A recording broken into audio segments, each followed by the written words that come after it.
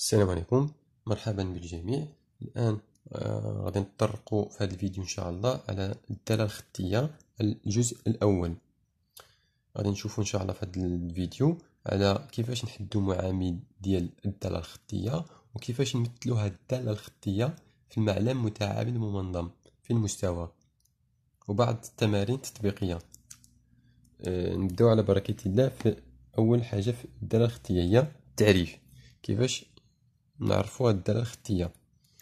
عندنا أ عدد حقيقي معلوم العلاقة F التي تربط كل عدد حقيقي X بالعدد الحقيقي AX تسمى دالة خطية معاملها A. ونكتب F دو X يساوي A دو X. العدد AX يسمى الصورة، هذا هو AX هو الصورة ديال الدالة X، صورة X بالدالة الخطية F. نديرو بعض الأمثلة باش نزيدو نفهمو. عندنا اف و جي و اش دوال معرفة كما يلي.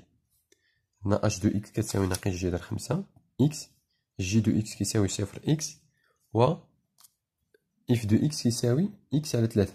اول حاجة غادي نحدو معامل ديال الدالة الخطية، هادو كاملين دوال خطية. بالنسبة ل اش دو اكس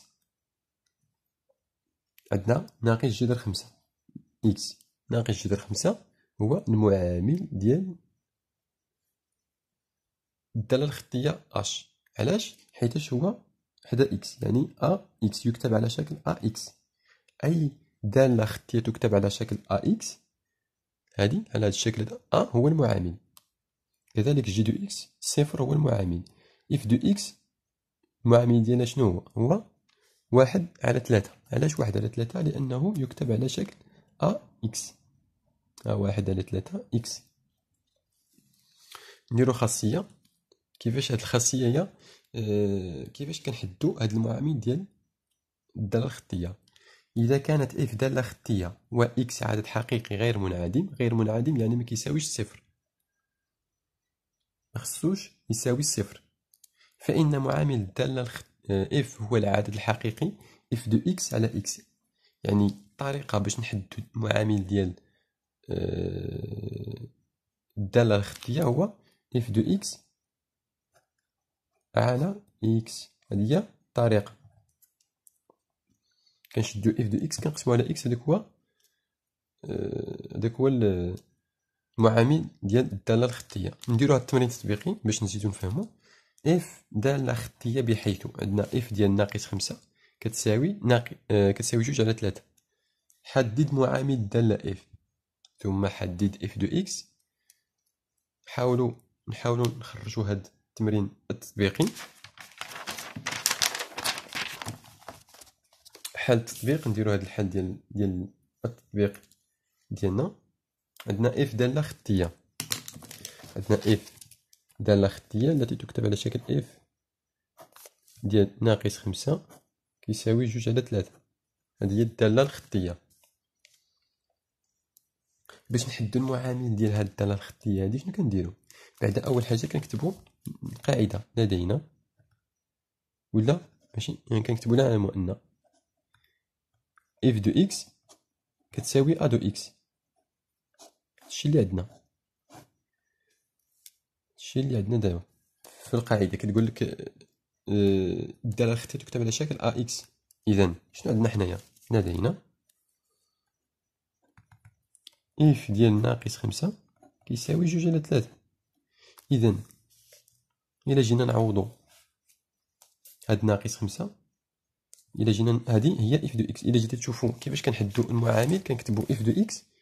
المعامل هو هذا يساوي إف دو إكس على إكس. مزيان. دابا شنو عندنا؟ عندنا كيساوي إف دو إكس على إكس. حنا عندنا إف دو ناقص 5 هي هاديك. دابا غادي نمشيو نديرو عندنا هادي. عندنا لدينا إف ديال ناقص 5 كتساوي 2 على 3. إذا يساوي شنو يساوي؟ إف ديال ناقص 5 على ناقص 5. مزيان. دونك هادي هي إف دو إكس على إكس. حنا عندنا شنو هي؟ إف ديال إكس على إكس. عندنا هنا إف ديال ناقص 5 على ناقص 5. طبقنا نفس الخاصية. اللي عندنا في الدرس. اذا ا مشى كيساوي، الا جينا نشوفو اف ديال ناقص 5 مشى كيساوي 2 على 3. مزيان، دونك كنجيو هنا كنكتبو 2 على 3 وهنا كنكتبو ناقص 5 بكل سهوله. اذا باش نحلو هاد المعامل هذا عندنا 2 على 3 في 5 في ناقص 5 اللي كيساوي ناقص 10 على 3. دونك المعامل ديالنا هو ناقص 10 على 3. هذا هو المعامل ديالنا. دابا حددنا المعامل، دابا غادي نحدو اف دو اكس، غادي نحدو الداله اف دو اكس. عندنا نعلم ان اف دو اكس كيساوي ا دو اكس. اذا اف دو اكس مشى كيساوي بكل سهوله كنجيو كنكتبو هادي، كنكتبو المعامل ناقص 10 على 3 في اكس. هادي هي اف دو اكس اللي عندنا حنايا بكل سهوله.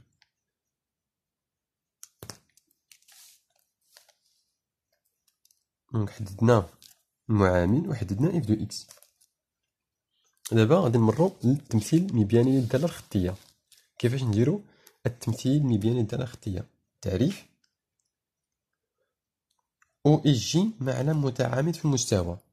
دائما كناخدو هاد المعلم هذا او اي جي. تمثيل مبياني للداله الخطيه ومستقيم يمر من اصل المعلم او. يعني شنو كنفهمو؟ يعني التمثيل المبياني ديال الداله الخطيه يمر من اصل المعلم. نديرو واحد التمرين تطبيقي باش نفهمو مزيان.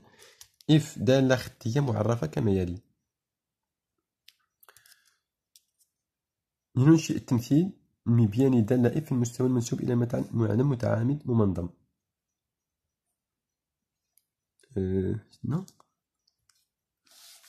اف دالة خطيه معرفه كما يلي. نديرو هاد الداله هادي اف اكس يساوي مثلا ناقص 2 اكس،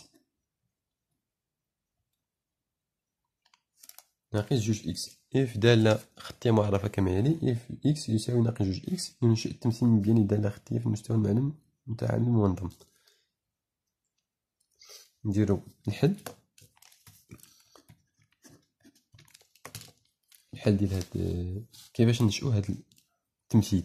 اول حاجة ملي كنشوفو التمثيل، اول حاجة اللي خصنا نشوفوها هو الدالة خطية. يعني اف دو اكس كي دايرة؟ اف دو اكس تكتب على شكل ناقص 2 اكس، يعني المعامل ديالها هو ناقص 2.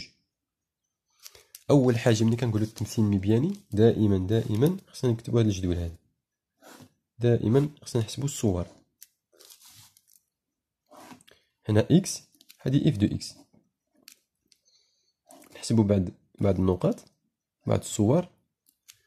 شنو عندنا اكس مثلا. الا جينا نعوضوا في هذا الجدول هذا، تبعوا معايا الطريقه. الا جينا نعوضوا اكس مثلا بواحد، الا جينا نعوضوا هنا اكس بواحد، اف ديال واحد بشحال كيساوي؟ اف د واحد هنا واحد في ناقص 2 بشحال هي؟ ناقص 2. جينا نعوضوه مثلا بالصفر. صفر في اكس صفر عفوا في ناقص 2 هي صفر. ولا 2 الا جينا نعوضو اكس مثلا بجوج، هادي الا جينا نعوضوها بجوج، اكس 2 في ناقص 2 هي ناقص 4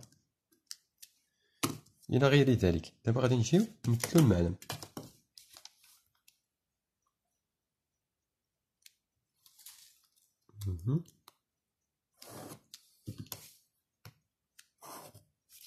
مثلا غادي نجيو هاد المعلم متعامد ممنظم، خصو دائما يكون قائم الزاويه.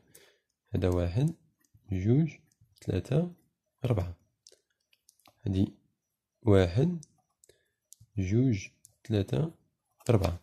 هادي كذلك. هادو العدد المجابه، هادو العدد السالب. ناقص 1 ناقص 2 ناقص 3 ناقص 4. كذلك هنا ناقص 1 ناقص 2 ناقص 3 ناقص 4. باش نجيو نمثلو هاد الدالة هادي، أول حاجة قلنا يمر من أصل المعلم أو. ها واحد النقطة. نحدو نقطة ثانية. عندنا إكس، دونك هذا هو محور الأفاصيل. وهذا محور الاراتيب. الاراتيب دائما كيكون هو اف دو اكس. يعني عندنا هنا واحد اكس واحد اف دو اكس ناقص جوج. نمشيو هنا نحدو ناقص جوج. ها واحد النقطة. كتكون عندنا جوج نقط، عندنا النقطة الأولى والنقطة الثانية. نقدروا ننشئوا المستقيم. ننشئوا المستقيم ديالنا. ها هو المستقيم، هذا هو المستقيم ديالنا ديال اف دو اكس اللي كيساوي ناقص جوج اكس. هذه الطريقة باش كنحدو التمثيل المبياني ديال الدالة الخطية. نديرو بعض الملاحظات. إذا كانت ام عندها الإحداثية ديال اكس إيكغيك نقطة تنتمي إلى التمثيل المبياني لدالة خطية اف، فإن عندنا دابا هاد النقطة هادي ام ذات الإحداثية اكس إيكغيك، يعني فإن هاد إيكغيك هذا هو اف دو اكس، هو اف دو اكس. يعني كنقدروا نكتبوا اكس اف دو اكس. يعني بطريقة أخرى، يعني عندنا ام النقطة ام ذات الإحداثيات اكس ديال الأفصول، والأورطوب شنو هو اف دو اكس. هذا هو الأورطوب. يعني النقطة ذات الإحداثيات اكس و اف دو اكس. اكس والصورة ديالها.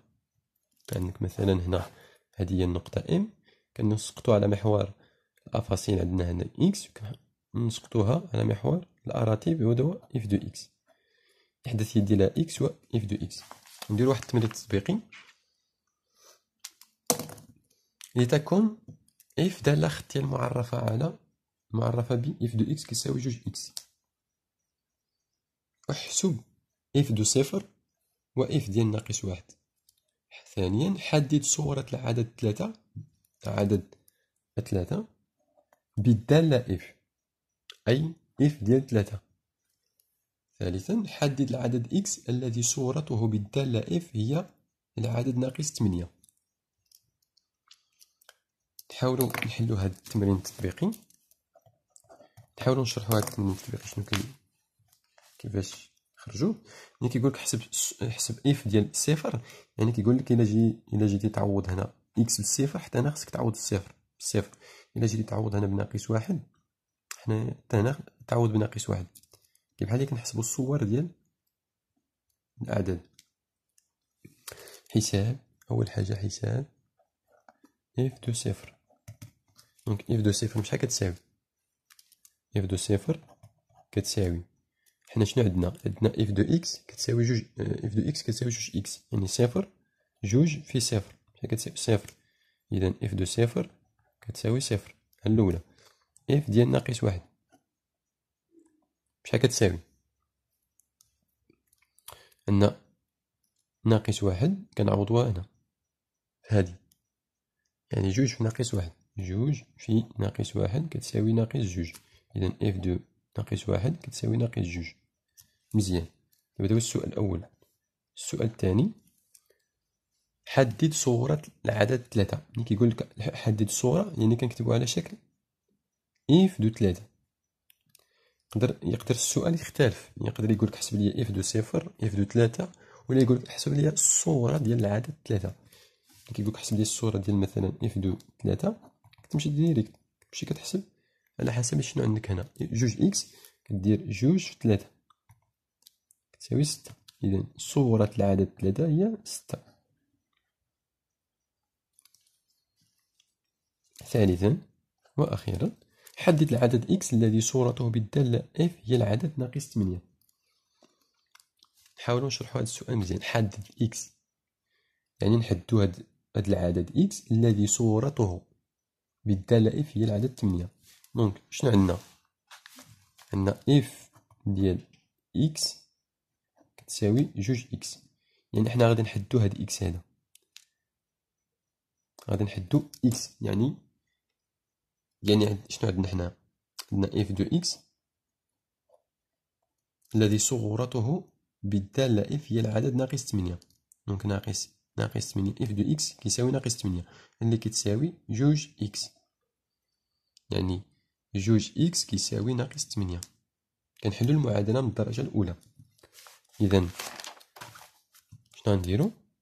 كنديرو اكس كيساوي ناقص 8 على 2 كيساوي ناقص 4. دونك هذا هو إكس. إلا جينا نحسبو إف ديال ناقص 4 بهاد الدالة هادي، بهاد الدالة اللي عندنا إف كتساوي 2 إكس كتساوي 2 في ناقص 4 اللي كتساوي ناقص 8. إذن صحيحة. دونك هذا هو الحل ديال التمرين التطبيقي. الآن كينتهي الجزء الأول ديال الدالة الخطية. الفيديو الجاي إن شاء الله غادي نديرو الدالة التآلفية الجزء الثاني. كنتمنى تكونوا استفدتوا معنا وشكرا.